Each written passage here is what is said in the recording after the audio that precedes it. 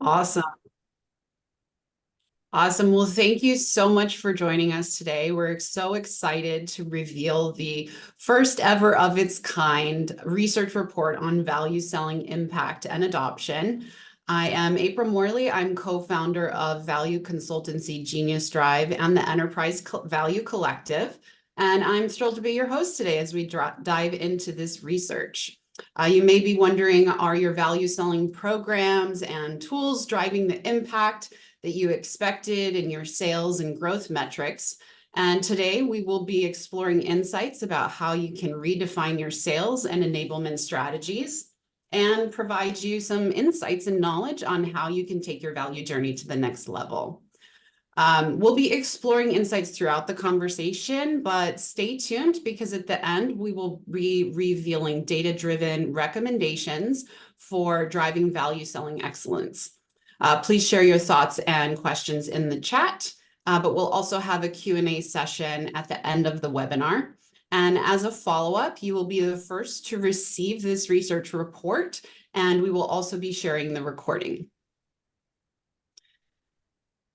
So joining me today, we have Tom Pacello, the ROI guy, also the co-founder of Genius Drive and the Enterprise Value Collective, and Alex Smith, the Chief Product Officer and co-founder of Kuvama, to help us dive into this research. So let's begin and take a look at the overview of the research process. So Alex, can you walk us through the methodology and key demographics of our survey audience?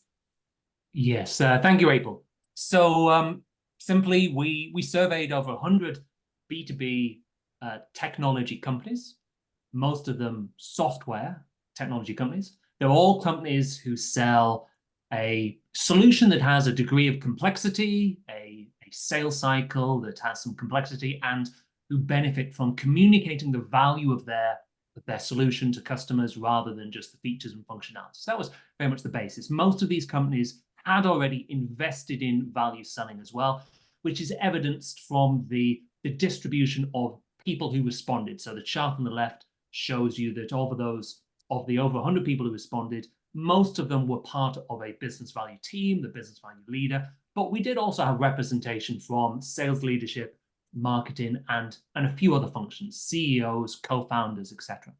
Now, the key thing we were asking was, what have you done to enable value selling in your organization? What level of adoption have you achieved across the team? And what is the impact that it's delivering? So what results are you seeing?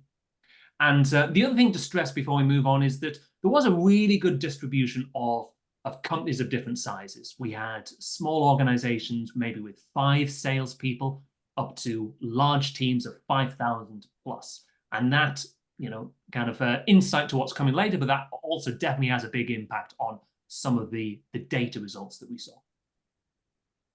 Thanks, Alex. One of the burning questions out there is whether or not value selling strategies are worth pursuing. Are they truly beneficial?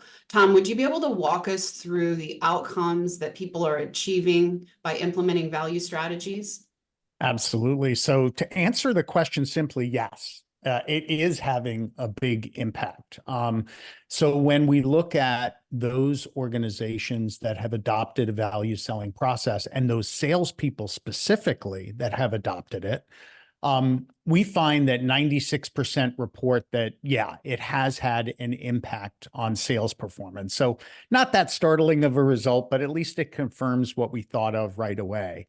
Now, the more interesting thing is, okay, what was that impact? Okay, it had an impact, but what was it? And we looked at across 3 key dimensions for this.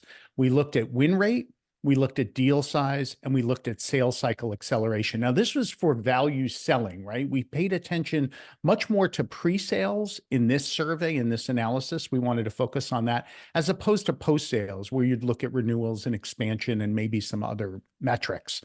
So some really great results here. First of all, we found that of the organizations that reported, most are measuring the impact of value selling. So when a program is implemented, they're looking for changes in these key metrics. And 85% said, Yeah, we're doing some form of measurement.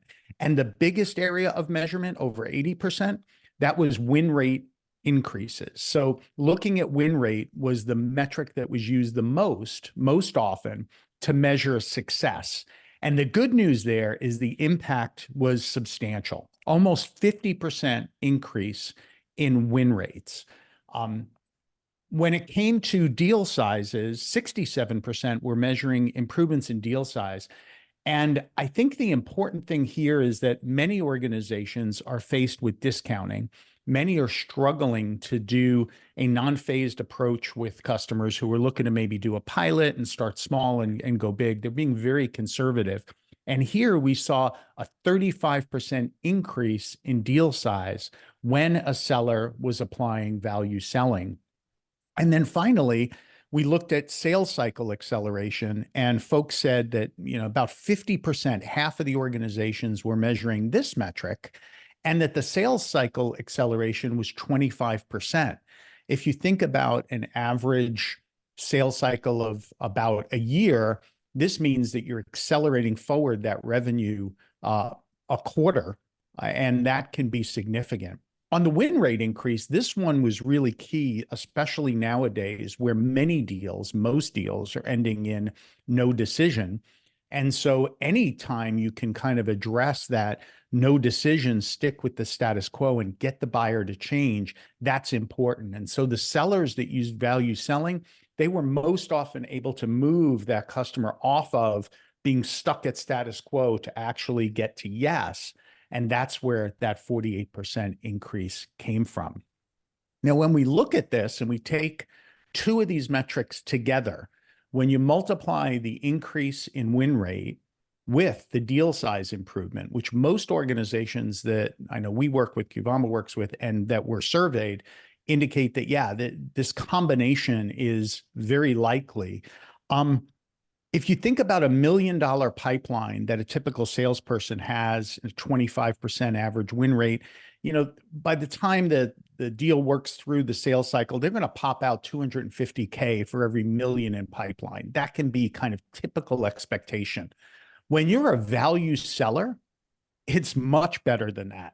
You can double your outcome and get that $1 million pipeline to result in 500K, so $500,000, and you can get that a quarter early with the sales cycle acceleration. So it can have a significant impact when value selling is used to essentially double the revenue potential of each rep that is implementing value selling. So absolutely stellar results.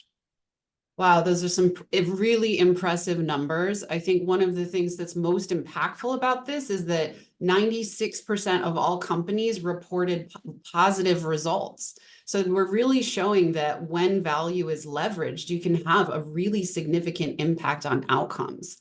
But this really raises a question around adoption.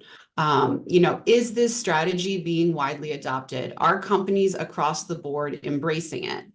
Alex, what did the research tell us about the adoption rate of value selling strategies? Yeah, so that's a really great question. And the headline is that adoption is a struggle. Adoption is in particular a struggle at scale. Again, anecdotally, this is something we'd heard from a lot of companies that they were struggling to get the salespeople to follow the process, but the research really validated this. So we asked, what percentage of your salespeople are regularly following your process, using the tools that you provided, and engaging the business value team? And the answer across the average answer across the respondents was 19%. So that means that over 80% of the salespeople in the companies who responded, so these are all companies who have invested in value selling, over 80% of their salespeople are not regularly following that process. Now, we did clarify regularly meant, we implied that meant, used it on most of their opportunities, at least once a quarter. So that isn't even salespeople who use it all of the time. It's just people who are using it regularly. So that's quite a shocking number. And another way to think about it, that is that, for each 10% gap that you have a gap of adoption, each 10% chunk of your sales team who are not following this process, you are leaving on the table a 10% increase in your new business revenue. So the opportunity is huge here. Now, an average hides a lot of detail. So let's break that down into a little bit more, with a little bit more granularity. So if we look across all of the companies who responded, yes, I said that there was an average of 19%, but of course there's a range. So some companies are doing much better than that. So if we look at that distribution, the top quartile was around 60%. So just to be really clear on that, that's saying 25% of companies said that they achieved 60% adoption across their sales team or better. And the lower quartile was at 10%. So of course, there are a load of companies that are doing worse than the average. And this says that 25% of those people who responded have their adoption at 10% or lower. Some were at adoption of 0. So there is a range. It is absolutely possible to achieve a better number, but the average overall, the headline is 19%.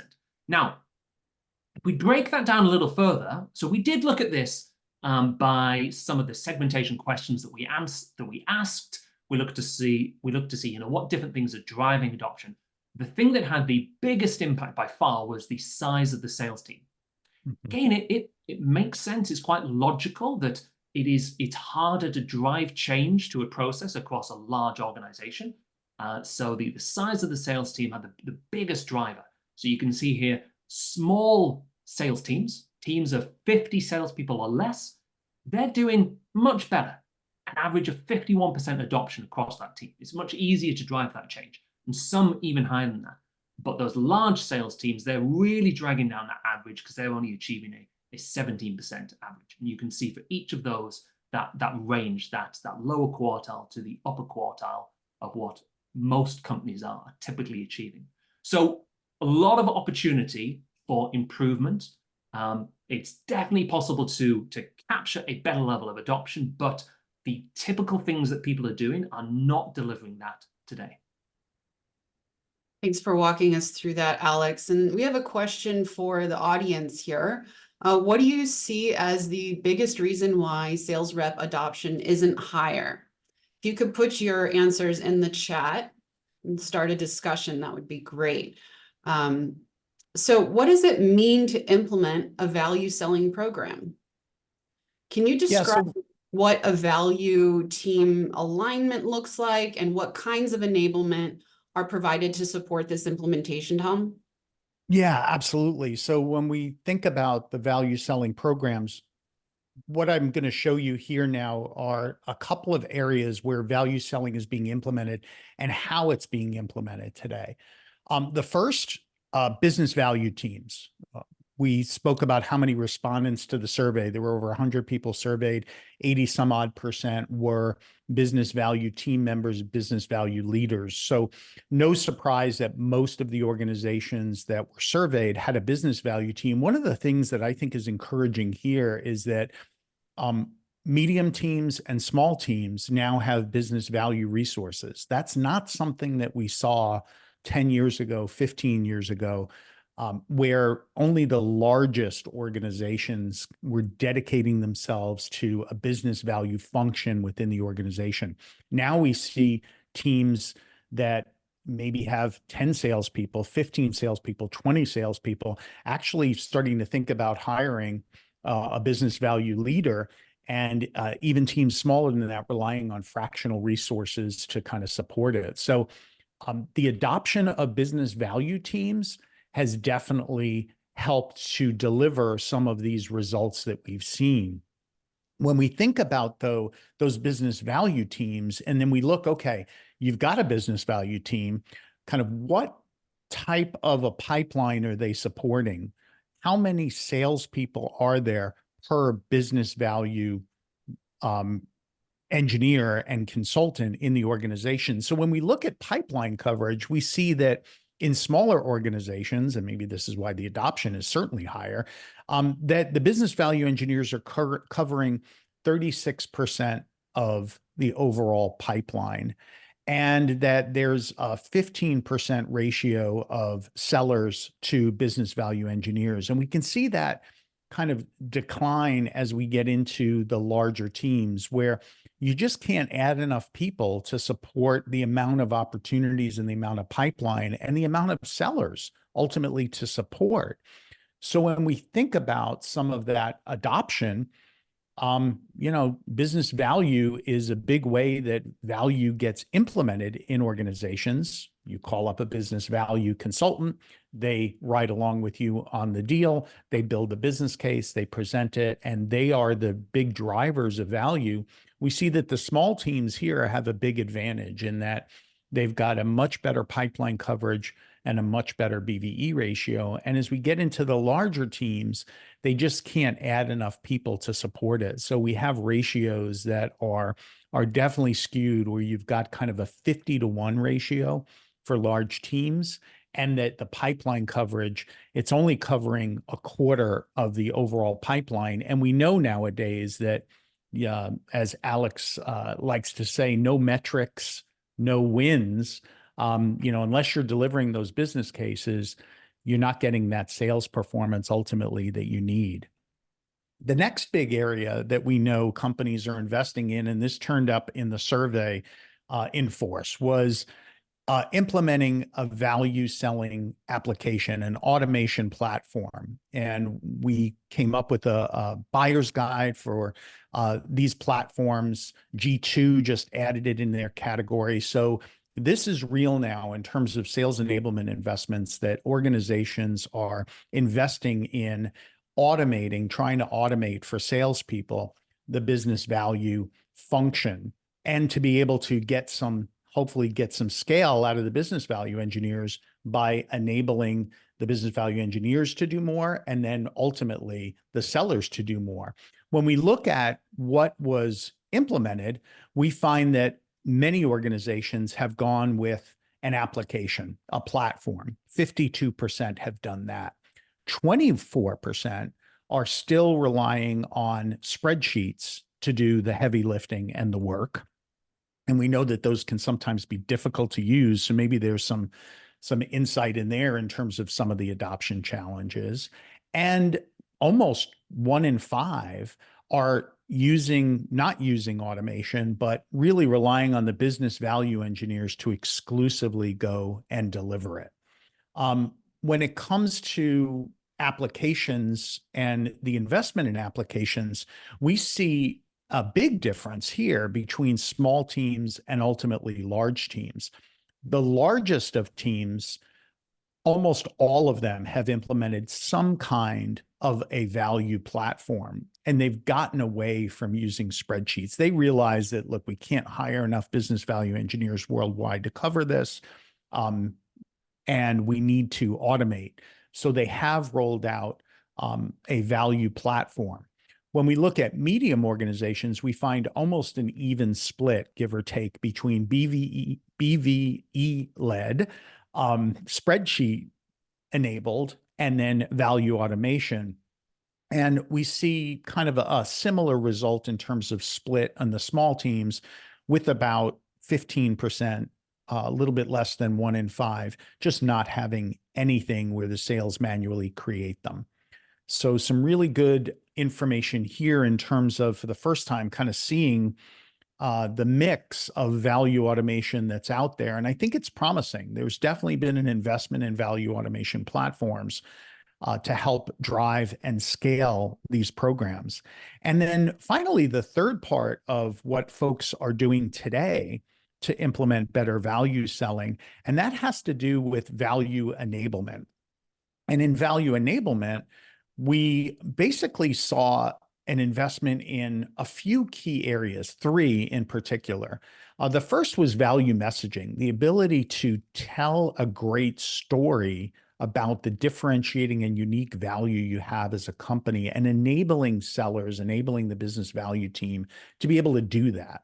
So value messaging implemented at 2/3 of the organizations. Also, to implement value selling, companies investing in value discovery, kind of realizing that value might not just belong in a CFO ready business case, but you got to think about starting to think about value across the life cycle. And just over half of the organizations have started to think about value discovery and starting to put together guides and other tools to help enable sellers to be able to not just talk about value and not just maybe rely on a tool or a business value engineer to deliver a business case, but to actually do value discovery and engagement earlier. And then finally, credibility, capability, important. When you want to affect change, you've got to think about a methodology for value selling and then think about training on that methodology. So everyone knows the process, everyone's trained on the engagement methods, the tools, the way to do the storytelling, the way to do the discovery, the way to present the results. And so we find that a lot of organizations have also implemented some level of value selling methodology and training. So good investment across what we see as kind of three key areas. An investment in people is being made in value selling, an investment in tools and automation platforms is being implemented, and then ultimately value enablement programs to help drive better value selling success. Thank you, Tom. We have a question for the audience as well. What else have you done in addition to what we have here to drive value selling adoption? If you could put your answers in the chat. So we know that for any initiative to be successful and to be adopted, it needs a concerted effort and a focus on change management. Can you explain what adoption looked like at different levels of support, Alex? Yeah, so unsurprisingly, the three things that we've picked out there and Tom's just talked through, they all show an impact. In the data, they all showed an impact in driving a better level of adoption from the salespeople. And it's intuitive. You would expect them to. The more support you give the salesperson, the more likely they are to adopt that. It just logically makes sense. But it's nice when you see it backed up in the results as well. Now, I will say as we go through some of these results that, of course, it's nuanced. It's the raw data on the screen right now is saying that the more business value engineers you have, the higher the ratio as you move from the blue bar on the left to the brown bar on the right, the higher level of adoption by the sales team. So that's the raw data. So the raw data shows that as you go from a 2% ratio, so that's 1 in 50, to a 1 in 10% ratio, the third pinky red bar, that equates to a 20% bump in adoption. Mm-hmm. And whilst that's true in the data, again, we've got to be careful with causality and correlation, because we've also said that only small and medium-sized companies can afford or have those higher ratios of business value engineers. So the key thing to take away from here is absolutely the data shows that support from a business value team drives better adoption with the sales team, but this clearly cannot be the only answer. There are multiple things going on at the same time. If we look at the next slide, then we can also see the impact that each of the different pieces of enablement activity that Tom talked through have had on adoption as well. So again, this is what you would expect, this is what you would hope. If I'm going to invest in these three activities and roll these out to my sales team, I want to see a result. I want to see an impact. And that is absolutely there in the data. So companies who said, yes, we have rolled out value messaging, they also reported a 6% higher level of sales adoption from their value selling process. Companies who'd rolled out value discovery guides, 15% bump, and companies who'd rolled out the value selling methodology training, a 9% bump. So these are all things that, as Tom articulated, they're just important parts to enable a team, and they have a measurable impact.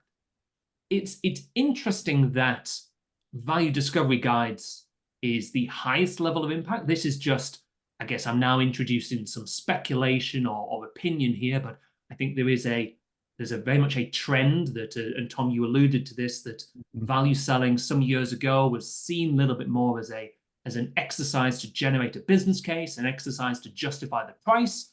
There's a real push by multiple players in this space to have value be introduced earlier in the process through to qualification, through to discovery. Therefore, I think there is a logical connection here of, by introducing value discovery guides to salespeople, it helps them introduce the whole conversation of value earlier in the opportunity, and that helps drive adoption. So I think that's an important kind of link to add in. The last piece that we looked at with regards to the levels or the type of enablement that had been rolled out was the tools, the self-service approach for the salespeople. Now, as I said, we had 100 respondees, over 100 respondents, sorry.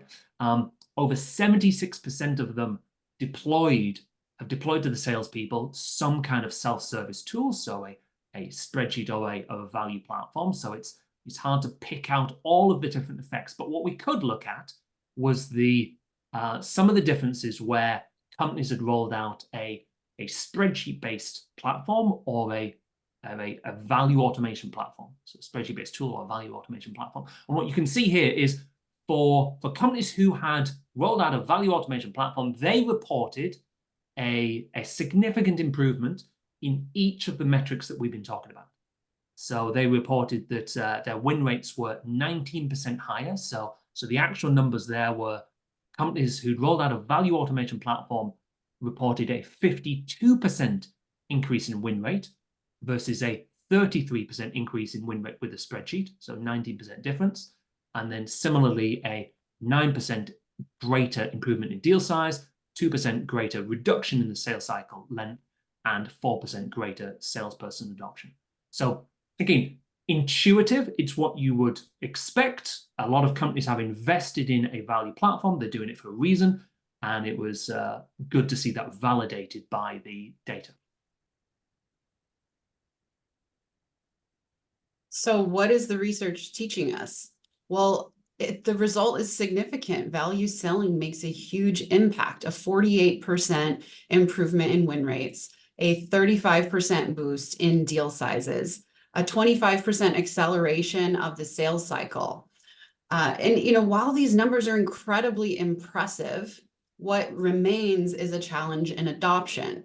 With the average adoption rate at just 19%, there's an opportunity for improvement.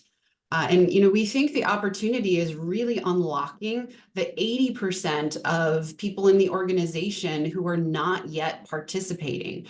We talked about a metric earlier in the conversation. Each 10% adoption gap is costing you 10% in new business revenue. So if we can expand the scope of value selling across the organization to gather some of those 80%, that can yield incredible results for the company. So the opportunity for everyone on this call is to focus on that adoption challenge. And what recommendations do we have from the research that we can provide to these attendees, Tom, to help guide them in this journey? Yeah, I'll start a little bit on the recommendations. First, we talked about business value engineers, and what I love about this is that it really proves, the numbers absolutely prove the value of the business value engineer. When they are available, when they're brought along, when they're doing the work and engaging, it's an amazing impact. However, we know that organizations are trying to do more with less. We've seen cutbacks in some value engineering programs. We know that when the hiring does come back again in business value engineering, it's still going to be constrained. And we've got to figure out a way, I think, as business value engineers to evolve. What do I mean by that? Well, I think that the business value engineer needs to become a player coach, not just a business case factory where they're called in at the last moment to go and put together a business case and then maybe deliver it or maybe just give it over to the salesperson. So to me, the days of a business case factory kind of business value engineer I think there's still a purpose of that in the organization, but I think that's waning. And if I look at how I'd recommend to the business value leaders, many of them on the phone today, it's How do you create a center of excellence around business value? How do you become an evangelist for adoption and change? How do you empower sellers to be much more self-service? So don't focus the investments on making business value engineering more productive, which is still important. Don't focus as much on being a business case factory to be able to deliver business cases. Yes, do that and work a lot more on that 80% opportunity as opposed to the 20% that's ultimately being delivered, because that's the opportunity. If you can close the gap, it means a 2x boost in revenue overall for the entire organization by getting that adoption up to 100%. You can have a 2x impact, and there's no other go-to-market investment, I think, that's more important to that. So as a business value engineer, we need to think of ourselves much more as orchestrators in this new world, as opposed to just the business case factory. And Alex, talk a little bit about the role of value automation in this. Yeah, so I think a really big factor in, or a really big way that value automation needs to support the company is really supporting the sales process, not a single play that is at the end of that has often been at the end of the sales process. I think there's too many times when the value engineer and everything about value, including value tools and spreadsheets and value automation platforms, they've been viewed as simply a business case creation tool. And it generates, often encourages poor behavior, because you'll almost encourage the sales team, the salesperson, to think of it as, well, that's just something I need at the end of the sales cycle. When my prospect asks, or when I need to justify my price or help them justify a budget. And it's absolutely the wrong way to do it. The worst thing you can do is suddenly pull out a business case when you need to justify your price and try and defend your discount. So I think a key recommendation, I think a lot of companies are moving in this direction, is to really think about it's not really about value automation here. This is about the process. It's just, how do you inject value into your end-to-end sales process? So what do we mean by that? I would argue, and I think this is absolutely justified by a lot of the research we've done, that value has a role right up front in the intro conversation. Every salesperson starts a sales cycle with some kind of intro call. And first thing they're looking to do is qualify. And you mentioned this earlier, Tom. You mentioned no metrics, no win. Actually, we did some other research at the end of last year, where we did some one-on-one interviews with salespeople. And a key phrase that they used was actually no metrics, no sale. And they were thinking about that from a qualification perspective, that if they're engaging a prospect, and in today's market, if they're engaging a prospect and that prospect cannot link the problems that they're talking about to metrics inside their business that are being impacted, if the prospect can't make that link, there's no deal to be had. You're wasting your time. So I think good salespeople view that as a part of a qualification, and that discovery of the problems and the metrics, well, that's just the start of your value story, the prospect's value story. So the best way of doing this is value should be part of your end-to-end sales cycle, from discovery or from qualification all the way through to, of course, what gets handed over to your customer success team. And along the way, it's part of how you inject and do great demos as well. It's the best demo is one that shows how your solution will solve those specific pain points and deliver the value outcomes. It, of course, then feeds into the proposal and the negotiation and the business case, but not just the business case. So that's kind of, I guess, one of our strongest recommendations.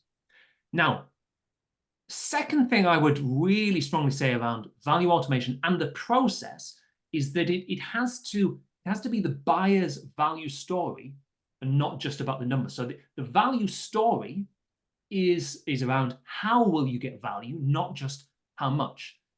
Value comes from solving a pain. So again, good value automation, good value processes focus on discovering that pain and building a story that goes from that. And linked to that, as I said, that has to be the buyer's value story. So maybe a third key recommendation associated with value automation is you've got to think about engaging and collaborating with your buyer. Best value is one that they have defined. It's not your product's value story, it's your buyer's value story, your champion, your mobilizer's value story. Because you know what? They are going to have to tell that story internally to get this deal signed off. So they have to believe in it, and collaboration, getting them engaged, owning the numbers, editing the numbers, etc. That drives the absolute best result. And then I think that, for me, that links into the second sub-bullet here, easy. And I would say it's not just easy for the salesperson, it needs to be easy for the buyer. This is a mistake I think a lot of companies have made, in that you can overly focus on complexity, the thoroughness of the value story, the accuracy. Accuracy is a wonderful word, but it's dangerous. If you do that at the expense of simplicity for the salespeople, then you risk doing exactly what you said, Tom, which is looking to optimize the way that you communicate value in the 20% of deals that it's currently injected in, rather than thinking about, well, how do I get at least a good enough, a nice, simple, clean value story into the 80% of deals that it's not currently in. And that's how you really unlock the potential. So keeping it simple, keep it simple for salespeople is a really good motto for thinking about how you roll this out and enable the team. Yeah, I love that KISS possible, kind of acronym for that, Alex. Along those lines, if you've got the business value engineers, you have the value automation, if you don't enable the sellers to have a different engagement process, if you don't enable them to have a different capability to tell a story around your value, it won't work. And so value enablement becomes really important.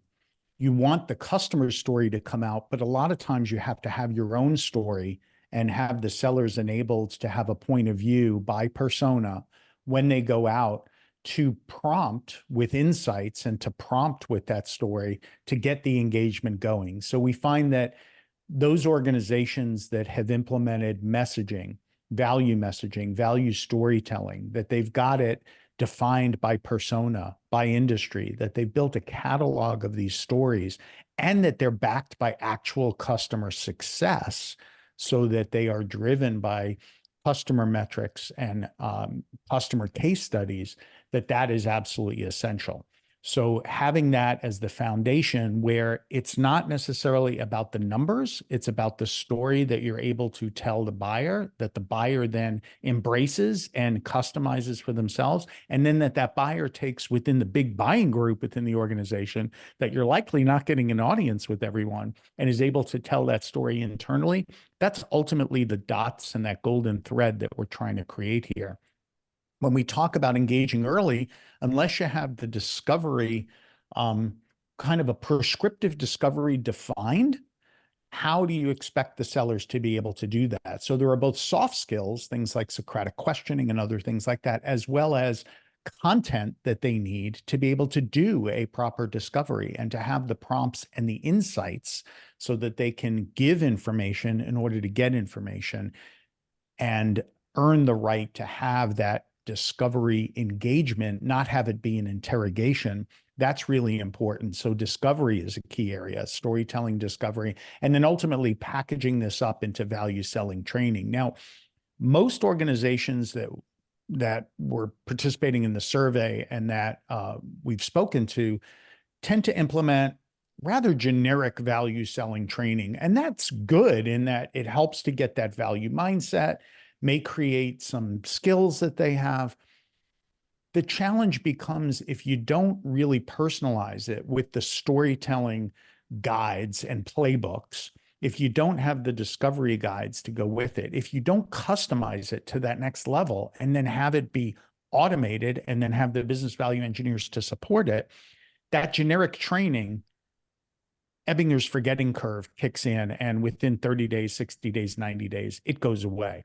So we really need to think about this in an orchestrated approach. And when I look at the future of business value engineering, when we look 3 years, 5 years, 10 years from now, our role is redefined. And we're going to have chief value officers within organizations, and they are going to be defined in their role as value orchestrators, not business case factory. So that's the key, is to think about this as you need all three of these elements to succeed. You need the people, business value engineers, to support, and evolving to be player, coach, and evangelists.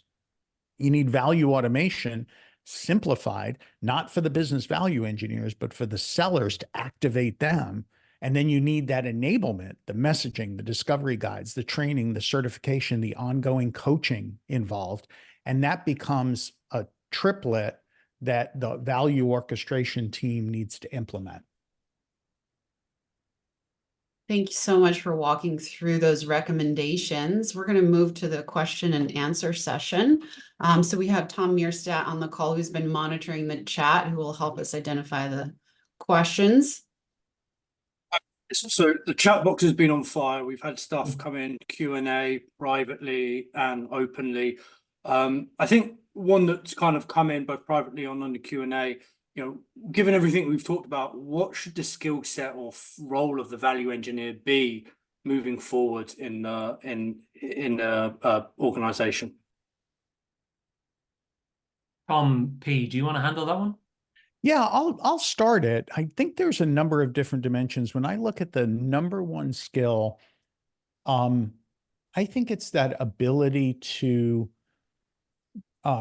be this evangelist within the organization, to take on this evangelical role. Now, having been a chief evangelist in my prior company, I kind of love that aspect, which is to be that cross-functional coordinator and thought leader and champion. I think value suffers most because it doesn't have a championing force within the organization. If you're busy just delivering business cases and you're not getting out there and promoting value like every day and making the calls and getting people on board and making sure it's adopted and measuring it and adopting and measuring and adopting, you need to focus on that adoption. And that is essentially an internal coordination and selling role that needs to be done. And so that, to me, would be the number one skill that I would look for. But I know there's others. So Alex, what do you think? What's your kind of favorite new skill or amplified skill? So I think if you think about it in terms of getting somebody to change what they do, it's like anything. It's like if you want to change your personal habits and go to the gym or eat more healthily, you need a combination of mindset and kind of easy execution. It has to be easy for you. So I agree. I think the role of the business value function inside the organization, that they need to move away from being financial analysts. They need to move away from being an ex-consultant who can build amazing spreadsheets. There's a place for elements of that, but yes, what you said, they need to move towards being part of the evangelist, because that's what helps change the mindset of the broader team. The other big piece that I think has been traditionally missed from the skill set of a business value engineering function is the kind of classic enablement side. It's, okay, how do you go about driving change with a team? So, and part of that is you've got to get the mindset across, but you've then got to think about executing the change management plays, the making it easy for them, the ongoing training, the office hours, the celebration of success. There are lots of different, the getting the executive involved and telling the executive, come and join this call, say this, communicate this. It's now, and I might have seen a comment about this on the chat actually, or in the questions. I think there was a really good question around, should that enablement piece be part of the value team or part of a separate sales enablement function? To which I don't think I have a perfect answer to that. I think I'm seeing a mixture of that. A lot of large organizations, of course, they will have a specialist sales enablement team, but if I was a business value leader today, I would view it as, you know what, if we're saying that getting the salespeople to change is so essential, I would want some enablement skill sets in my team as well, because you rather than relying on just being the team being the experts, the evangelists, and having somebody else do the training and actually support and drive that change. So I think that's a very important thing, and it's not something that was as applicable a few years ago when a lot of business value teams was set up to do the business cases and do it for the salespeople, but the situation has changed. Yeah, in addition to that, being part of a sales team and embedding yourself into the group such that you are part of the sales group that's going into an account rather than a consultant really helps to build the trust and relationship within the organization for people to come to you and ask questions so that you can then be an effective enabler. So I think that relationship building and background and expertise in the sales process can be incredibly impactful as well. Great stuff. Loads of questions coming in. I think one that has been consistent throughout is, given we're all about adoption in this, what do you guys, I'm going to put this one out to each of you. What do you guys see as the number one blocker for sales reps adopting value selling?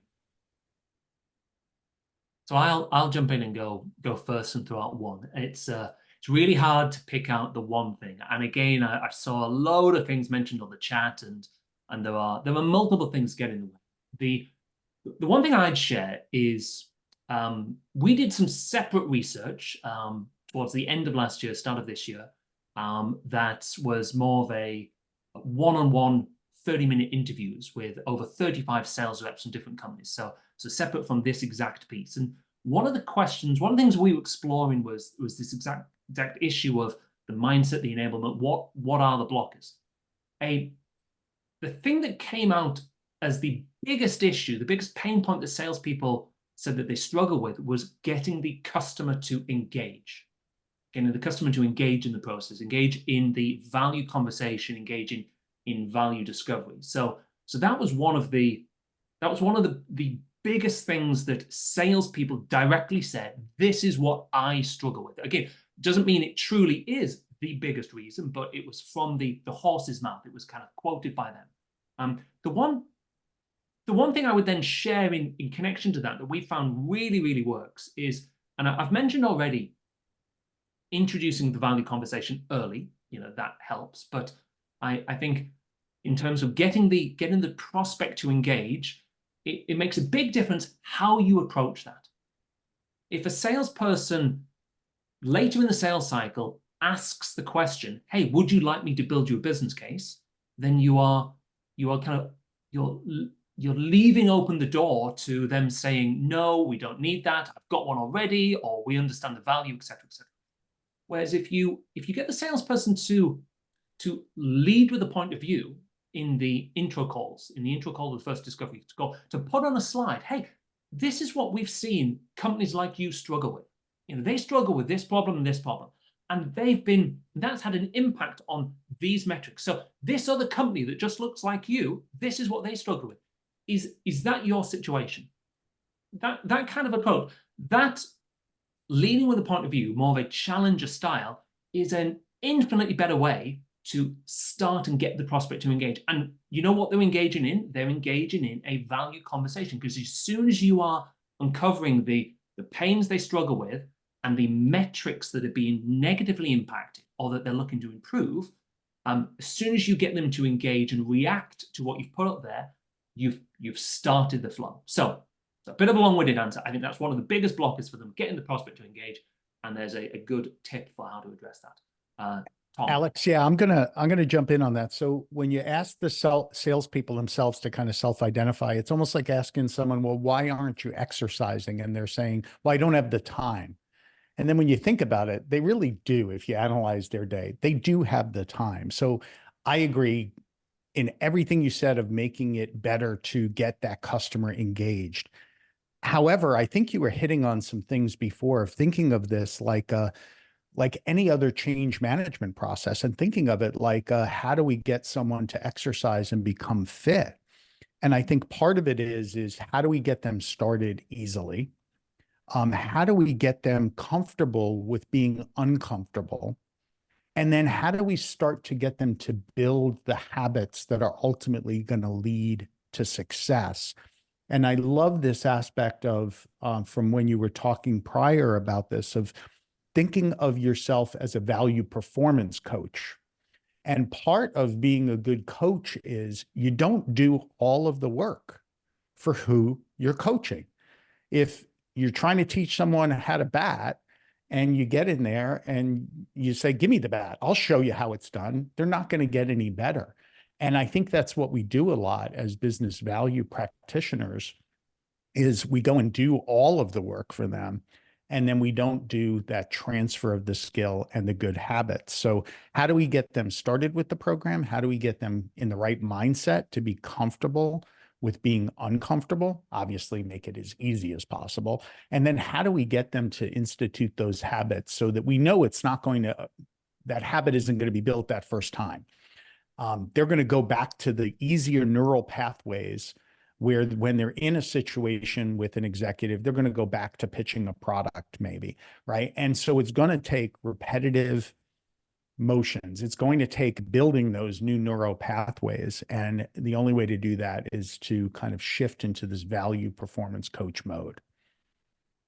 Absolutely. And I think, yeah, the kind of elephant in the room is the executive support too. So, you know, it really does need to be a culture and expectation of leading and incorporating value throughout the customer life cycle. It starts at the top of the organization, but it really needs to be implemented throughout the levels of leadership. So it needs to be a discussion point in deal reviews with a direct manager. It needs to be a discussion point in executive deal reviews, so that this is just an expectation to have information about what value the customer can achieve by leveraging their product offering. So really, you know, without that executive sponsorship, it is very, very difficult to move the organization in any direction. Preach. Great answers, great answers. There's been a couple that have come in privately about when value should be introduced into the sales cycle, and any recommendations of injecting it in different areas. Yeah, our tagline for EBC is value is everywhere and value is everything. My take from the very first outreach, the very first interaction that any customer prospect has with your organization, it needs to be value oriented and not be about the product and the solution and the service, but be all about value from that first outreach to the customer. From that, when they come and visit the website, they're seeing the value, success, and other things. It needs to be right from that first step. Yeah, I would say, Tom, that of course, and I know this is exactly what you mean, but that doesn't in any way imply that you know, salespeople should be showing a $10 million number on the opening slide in the first Absolutely, conversation. Of course, it's the, you know, value from the start is exactly as you said. It's you know, getting the prospect talking about the source of value for their pains, the metrics that are going to be impacted, how that's going to drive. Yeah, I think we see a lot of companies introducing it into demand generation, into how you sometimes do lead with something provocative, and have it flow through. I think it is a part of qualification. I really strongly believe it. Again, I'm not saying anything new. It's like the M in MEDPIC and MEDIC is metrics. That is fundamentally a qualification framework. People might call it different things, but I think that's more commonly kind of how it's viewed. So it is a part of qualification if you follow certain processes. So it should be throughout. And I think a lot of good companies really inject it then into the sales stages, the checkpoints, the things that you have to do in order to progress from one stage to the next, so that it really isn't just something that's done at the end of the deal. And of course, has to flow in through to customer success. So again, the question you asked Tom from Gravamo was really kind of, where does it start? We also want to be clear, it doesn't finish in the sales cycle. Value flows has to be continue through customer success and our ongoing journey.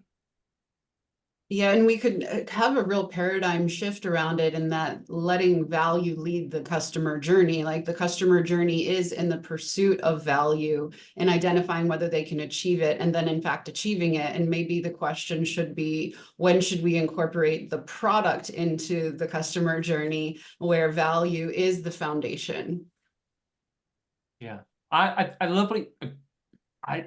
think the best, it's not always possible, but one of the best ways to do it, I go back to, we're in the world of selling software, most of us, or if we're not, then we're working with companies who are selling software. So there's always the concept of the demo. The demo is a key element of the software. But as I said this earlier, the best scenario is where you've discovered the burning pain they have to solve, the capabilities they need, and then you're really only talking about your product at the point at which you are then showing and connecting, okay, you've got these problems, you need to achieve these results, let me now introduce my product, how I can make your life a lot easier. It's not always possible. Sometimes you're forced to do elements of kind of vision demo earlier on, but in a perfect flow, value absolutely comes before you have kind of demonstrated and really dealt and really got stuck into the features and functionality of what you can do. It's iterative. You might continue the conversation because sometimes the prospect, once they've then really seen it in your product, they can better visualize what good looks like, but definitely establishing the metrics, how you're going to drive value before you start to jump into a demo, I think is a strong recommendation. Fantastic stuff. I think that's all the time we've got for questions. April, I'm going to pass it back over you to just wrap it up.